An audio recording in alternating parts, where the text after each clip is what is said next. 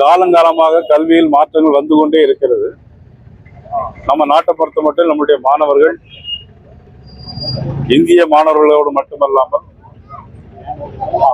வெளிநாடுகளிலும் மாணவர்களோடு போட்டி போட வேண்டும், திறமையை வளர்க்க வேண்டும் என்பதற்காக நமது மத்திய அரசாங்கம் பாரத பிரதமர் நரேந்திர மோடி அவருடைய தலைமையில் புதிய கல்விக் கொள்கையில் மும்மொழி கொள்கை கொண்டு வந்திருக்கிறார்கள். அதாவது ஏற்கனவே தமிழ், ஆங்கிலம் படித்துக் கொண்டிருக்கிறோம்.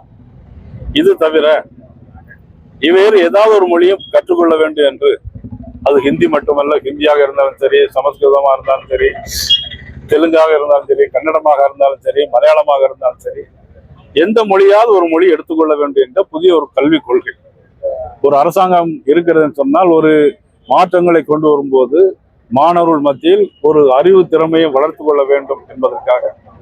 ஆக இதில் எந்தி திணிப்பு எதுவுமே கிடையாது.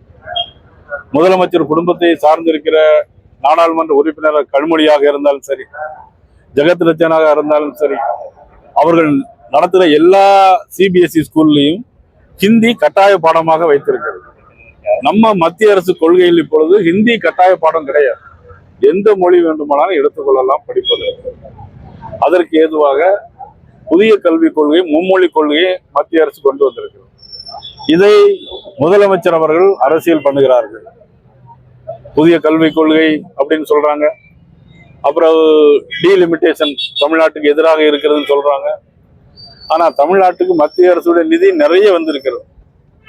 இன்னைக்கு 70 விமான நிலையங்கள் இருந்தது 10 ஆண்டுகளுக்கு முன்னால். இன்னைக்கு 140 விமான நிலையங்கள் மத்திய அரசு கொண்டு வந்திருக்கிறது, பாரத நரேந்திர மோடி கொண்டு வந்திருக்காங்க.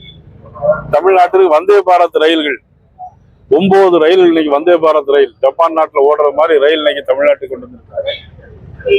எல்லா நிதியும் கொடுக்க ஆண்டு வந்திருக்கு, 1000 கோடி ரூபாய்க்கு மேல நிதியை கொடுக்குறாங்க. எல்லா நிதியும் வாங்கிட்டு இப்ப நிதி இல்லைன்னு சொல்லிட்டு இருக்கிறாங்க.